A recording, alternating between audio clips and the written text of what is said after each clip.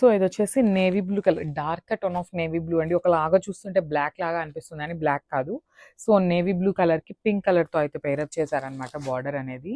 చాలా బాగుంది, dark navy blue అనమాట. సో చూద్దాం, కంప్లీట్ లుక్ చూసేద్దాం. సో మనకి complete look of the sari అనేది ఇట్లా ఉంటుంది.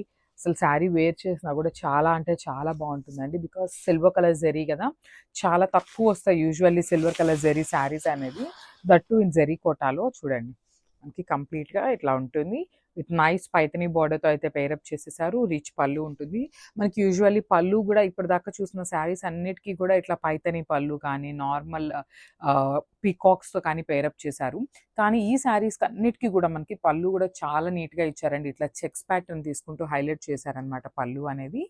సో బ్లౌజ్ కూడా కోటా సిల్క్ ఫ్యాబ్రిక్కే ఉంటుంది, బుటీస్ బ్లౌజ్ వచ్చేస్తుంది. సో చూడండి అసలు మంచి నేవీ బ్లూ కలర్కి పింక్ కలర్ అనమాట. So sari with blouse colour combination అనేది ఇట్లా వస్తుంది.